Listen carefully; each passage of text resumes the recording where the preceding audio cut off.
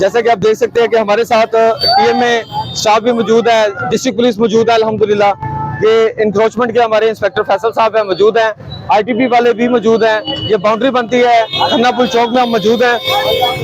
Islamabad traffic police की और city traffic police Rawalpindi की बाउंड्री है।